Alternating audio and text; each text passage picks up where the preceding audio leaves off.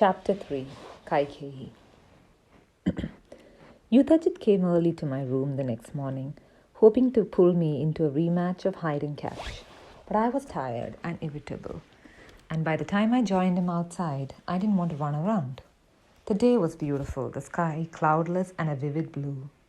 I settled myself on the grass and grabbed a pebble instead, hoping to play a contest where we threw it up into the air and tried to clap as many times as possible instead.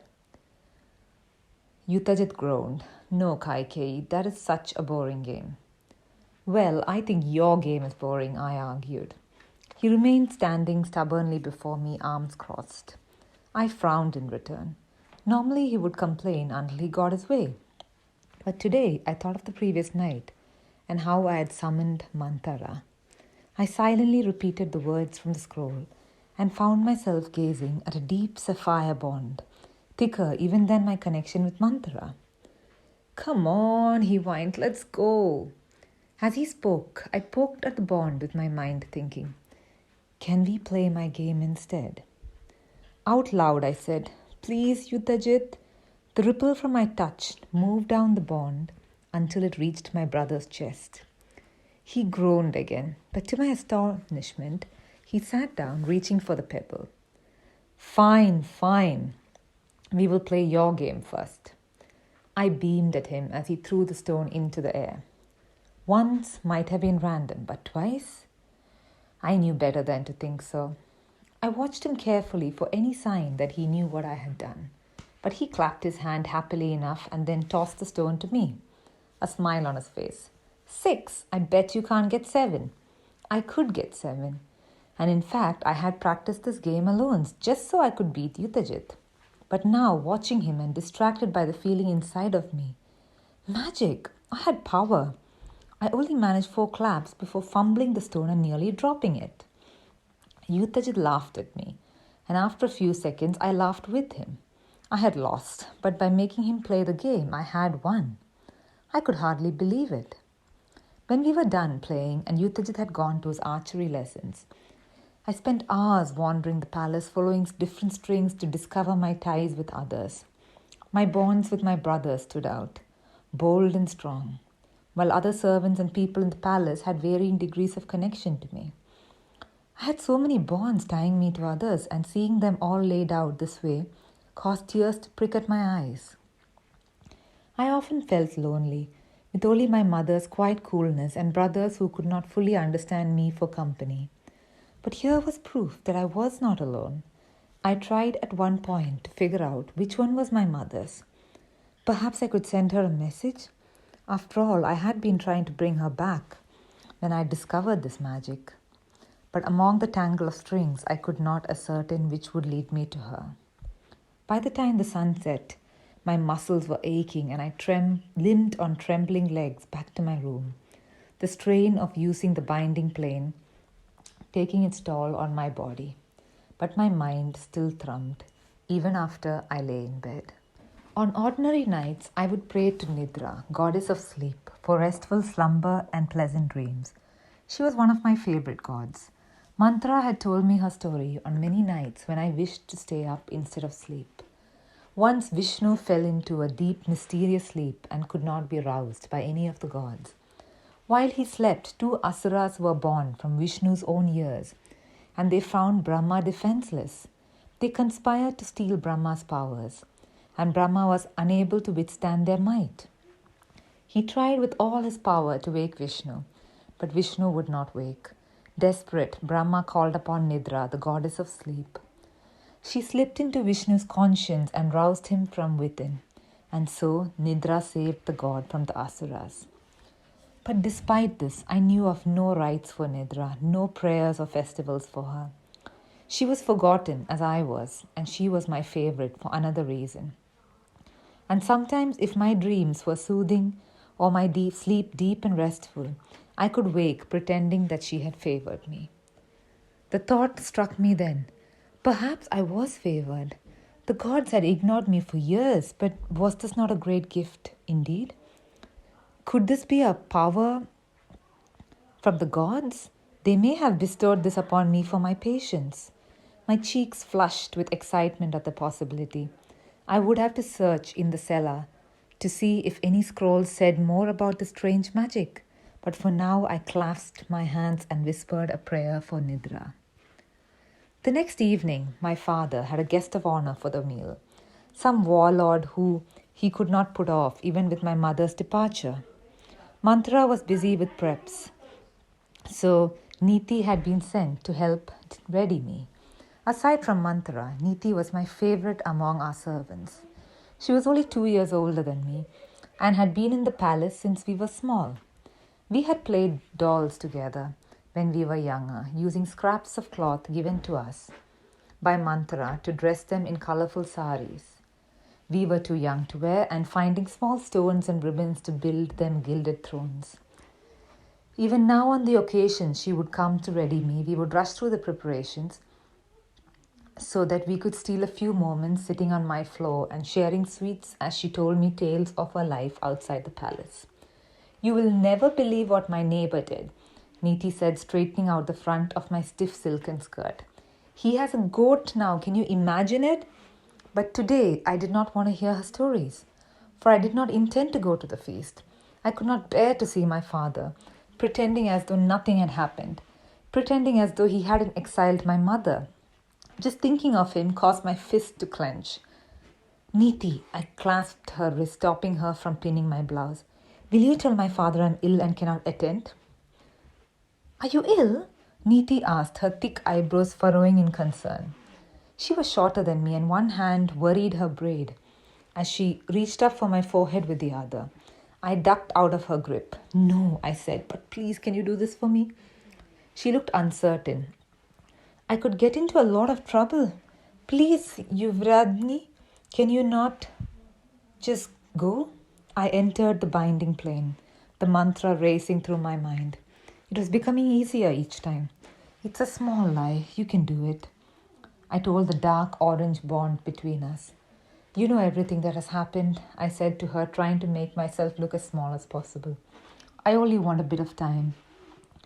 At this, her wide mouth softened in sympathy. It must be very hard. I'm so sorry. I suppose this is a small thing. Yes, I will do it. Yuvradni, do not worry. My heart warmed at her affection. I wondered if I had even needed to use the binding plane. Niti was my friend after all. Niti turned to go, and only when she had reached the door did I realize I had not even thanked her. Wait, I called. I reached into my secret stash of sweets and offered a handful to her. Thank you. Perhaps you can tell me about the goat next time? She popped one in her mouth immediately, the dimple in her cheek flashing in delight. Of course, Yuvradni. She took a small step towards me. You can come and find me if you would like, she said. If you're ever lonely. She bowed and took her leave. I stood where she had left me, my eyes feeling hot. Nobody had ever thought about whether I might be lonely, a girl in a family of men.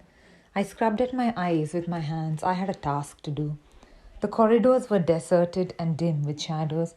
I made my way to the library quickly and tore through scroll after scroll, searching the shelves for any mention of the binding plane or the strange shimmering threads. I found all sorts of stories, tales of the gods granting wondrous powers and even bringing mortals to the brink of immortality, but always in exchange for great penance. The more I read, the more my heart sank. It seemed unlikely the gods had chosen to grant me a boon when I had done no such thing. But I could find no example of my own experience either, of anyone discovering such magic in meditation and unaided. In the end, I took with me several more guides on the practice of meditation, hoping that the exercises in them might contain more hidden secrets. I was to be disappointed as far as further secrets, but the meditation instructions helped me in another way. They taught me to focus my mind. It became easier and easier to use the binding plane to get what I wanted. Not only could I enter the plane more smoothly as practice, but I could stay there for longer spans of time.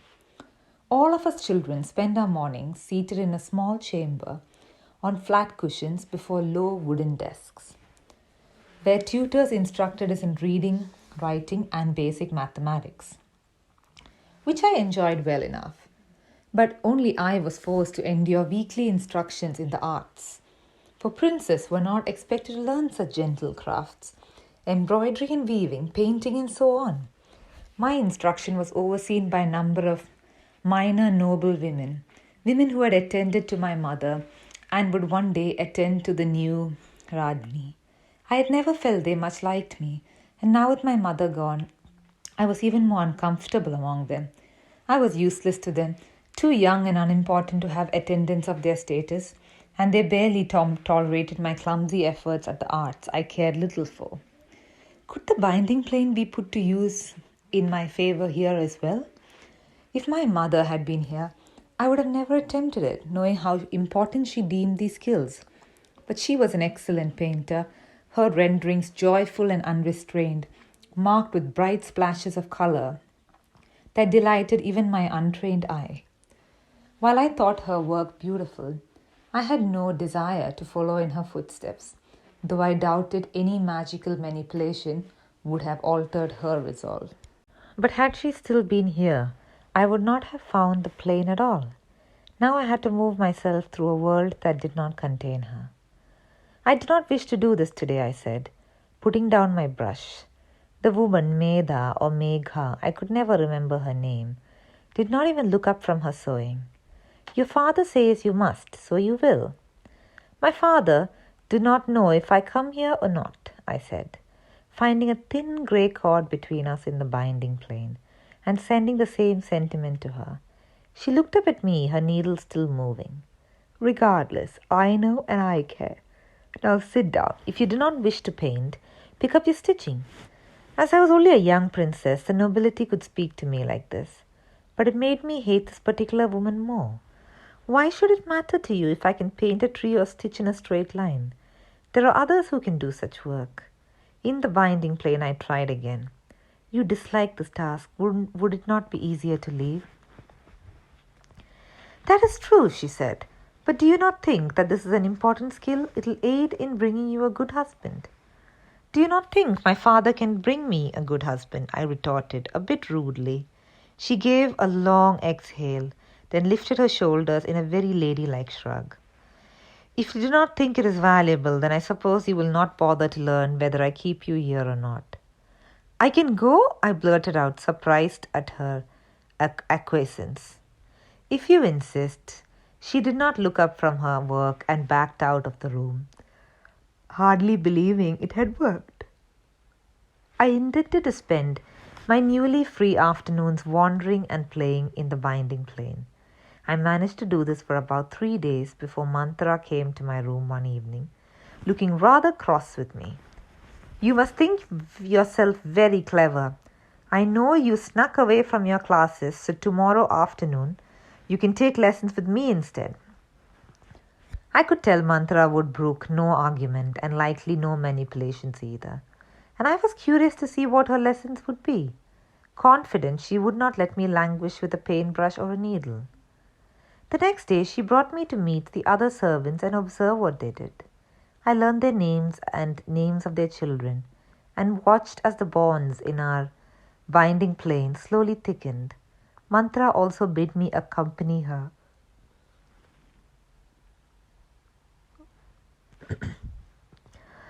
Mantra also bid me accompany her when she attended to the highest-ranking noble women during their weekly gatherings. They were all wives to the men of the Mantri Parishad, my father's council of advisers. They had rarely spoken to me when my mother was around. The pleats of their saris fell just so, even when they were seated in chairs, and not a hair was out of place in their high buns. I found their effortless perfection intimidating, but Mantra simply deposited me at the table as though I belonged there. The first time I attended, the ladies fawned over me, complimenting my hair and dress and asking after my studies. I sat there scowling, plucking at the bonds in the binding plane to leave me alone, until they finally did. Afterward, in the privacy of my room, Mantra chastised me. Why did you behave like that? She demanded, aggressively straightening my things so I would know she was angry. You had a chance to win them over.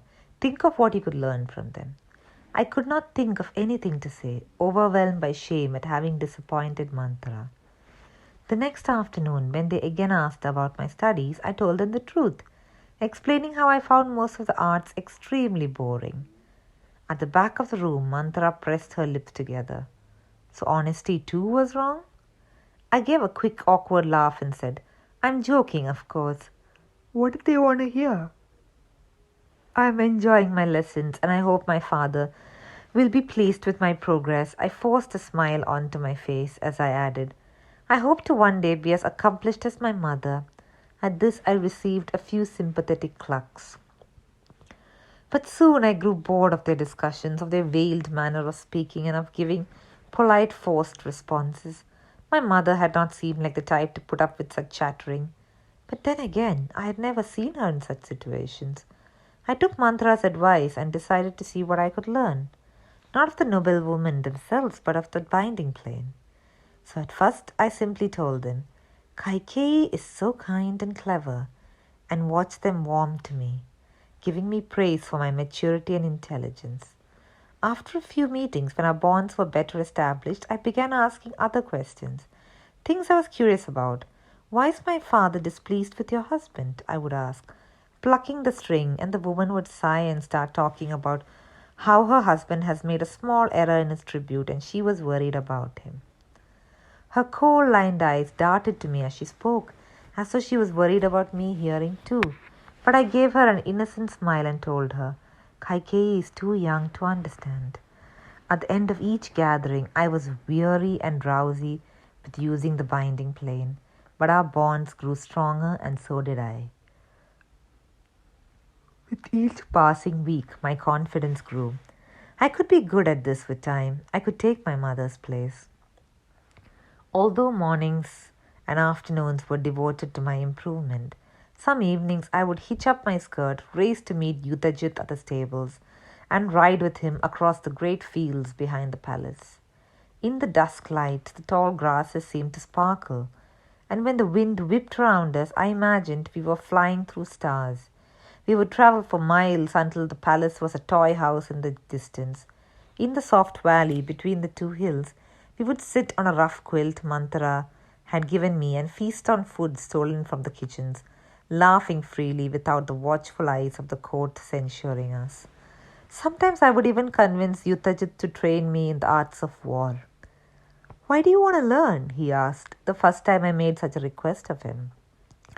You never question why you're taught such things, I countered.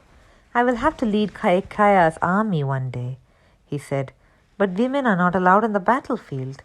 There was little I could say to that. The sages had made it very clear. It was God's will that women should be left to tasks more suited to them, to keep our fragile bodies and delicate minds safe. The sages supposedly stayed apart from the governance of kingdoms, living in their temples and devoting their lives to interpreting the wills of the gods. They performed penances and studied texts, and in return received visions and guidance. And while some wandered the lands, moving from kingdom to kingdom, and sharing what they had learned, others lived and worked in one kingdom. But despite being separate from my father's counsel, the proclamation of Kaikeya's sages often became the law of our kingdom. For my father's counsel would take their words and turn them into decrees. I could not imagine that other kingdoms did differently. Nobody was so foolish as to risk failing to take advantage of assistance from the gods, or worse, drawing their wrath by ignoring their wishes. From the time we were small children, it had been instilled in us that gods required prayer and sacrifice, a life lived according to dharma and moral virtue. The rulers were to care for their subjects, the wealthy were to care for the poor, parents were to care for their children, and men were to care for women. The sages went beyond this, divining specifics of how the gods wished us to behave to comport with this order. To hear it told by my tutors, the sages protected all of humanity from ruin with their rules, upholding these virtues. And if I questioned why women could not be unaccompanied in public, or why they should allow their male relatives to speak for them, I was met with sharp admonitions from my instructors to bend my head in prayer and apologize for my audacity. Even the sages, however, could not account for a combination of sisterly annoyance and clumsy tugs in the binding plane, and my shameless exploitation of Yuthajit's vast affection for me. He showed me how to shoot an arrow and hold a sword, but after my first mistake, he would flop onto the ground and complain about having the difficulty in teaching a girl such things. And I would give up, tired by my brief lesson and strain of using the plane to convince him to do something he did not want to do. At least as a princess of Kaikeyi, I was allowed practice. I was allowed freedom to practice my riding.